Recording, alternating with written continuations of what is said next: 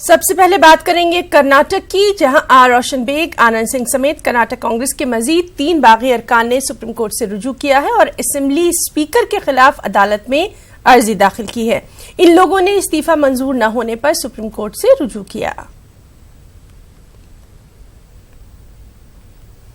جماعت اسلامی ہند کے امیر سید سعادت اللہ حسینی نے کہا ہے کہ آبادی پر قابو پانے کے لیے قانون بنانے کی کوئی ضرورت نہیں ہے۔ سید سعادت اللہ حسینی نے کہا کہ آبادی ملک کا اثاثہ ہے، ملک کے وسائل کو بہتر طریقے سے استعمال کرنے کی ضرورت ہے۔ ان کا یہ بھی کہنا ہے کہ لوگوں میں آبادی کے تعلق سے بیداری پیدا کرنے کی ضرورت ہے۔ قابل غور ہے کہ راجیہ سبھا میں بی جے پی کے رکن راکیش سنہا نے آبادی کو کنٹرول کرنے کے تعلق سے پرائیویٹ ممبر بل پیش کیا ہے۔ بل میں تجویز ہے کہ 2 سے زیادہ بچوں کے والدین کے ووٹنگ حقوق سلب کر لیے جائیں۔ جماعت اسلامی ہند نے آج پریس کانفرنس کر کے اپنی 4 سال کی پالیسی کا اعلان کیا ہے۔ ہمارے ساتھ بات کرنے کے لیے امیر جماعت سید سعادت اللہ حسینی صاحب ہیں۔ حسینی صاحب، آپ نے بہت ساری باتیں کہیں، ہم کام کریں گے، لیکن جس طرح سے ہمارے ملک میں آبادی کو لے کر کے سوال ہو رہا ہے کہ ہم دو ہمارے دو کی بات ہو رہی ہے، آبادی بہت تیزی سے بڑھ رہی ہے، اس کو لے کر کے آپ کیا سوچتے ہیں؟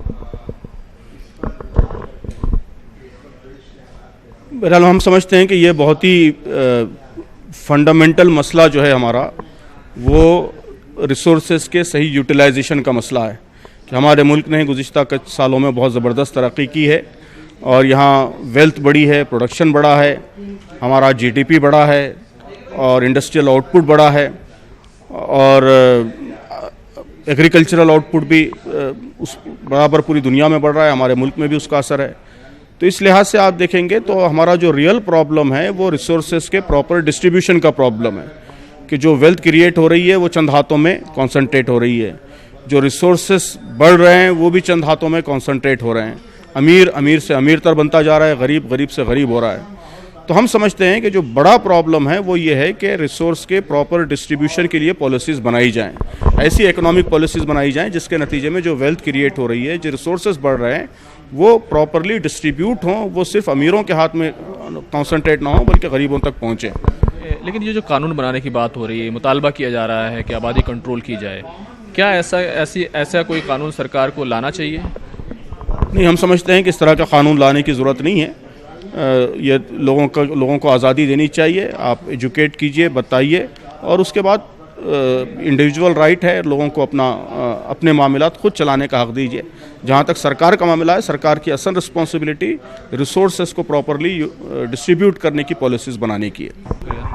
تو یہ تھے سعادت اللہ حسینی صاحب، جنہوں نے اپنی 4 سال کی پالیسی کو لے کر کے آج اپنی بات رکھی ہے، لیکن کئی معاملوں پر انہوں نے اپنی رائے کی ہے اور خاص طور سے آبادی کو لے کر کے ان کا کہنا ہے کہ یہاں کے جو وسائل ہیں ان کا بہتر استعمال کرنے کی ضرورت ہے۔ کیمرمین نگیندر کے ساتھ خرم شہزاد، نیوز 18 دلی۔ ممبئی سے عازمین حج کی پہلی پرواز اپنے وقت پر روانہ ہو گئی۔ پہلی پرواز سے جانے والے عازمین حج کا استقبالیہ پروگرام رکھا گیا تھا، جس میں عازمین کو کافی دقتوں کا سامنا کرنا پڑا۔ مدھیہ پردیش کے عازمین حج کو 3 گھنٹوں تک ممبئی ایئرپورٹ کی پارکنگ میں بٹھایا گیا۔ اس درمیان عازمین کو گرمی کی وجہ سے کئی پریشانیوں کا سامنا رہا۔ دہلی کے نائب وزیر اعلیٰ منیش سسودیا نے پنجابی، سنسکرت اور اردو ٹیچرز کی خالی پڑی آسامیوں کی فہرست مانگی ہے۔ منیش سسودیا نے ایجوکیشن ڈپارٹمنٹ کو ایک خط لکھا ہے کہ اگر ٹیچرز نہیں ہوں گے تو پھر تعلیم پر خرچ کا فائدہ کیا ہے۔ نیوز 18 نے دہلی میں اردو ٹیچرز کی کمی کے تعلق سے خبر دکھائی تھی اور اسی کے بعد منیش سسودیا حرکت میں آئے۔ دہلی کے 794 اسکولوں میں اردو ٹیچرز کی پوسٹ موجود ہے، لیکن صرف 300 اسکولوں میں ہی اردو پڑھائی جا رہی ہے۔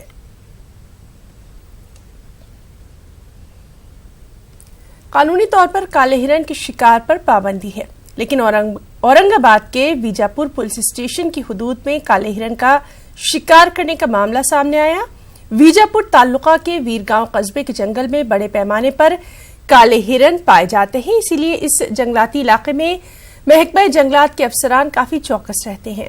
لیکن کالے ہرن کے شکار کے تازہ معاملے میں شکاریوں نے پولیس کی مدد سے ہی شکار انجام دیا۔ شکار کرنے والے 5 افراد میں سے 2 کو گرفتار کر لیا گیا، دیگر فرار بتائے گئے ہیں۔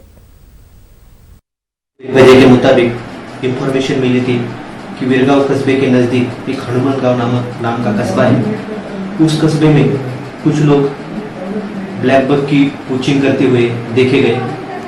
वहाँ पे पुलिस के साथ फॉरेस्ट की टीम पहुँच गई।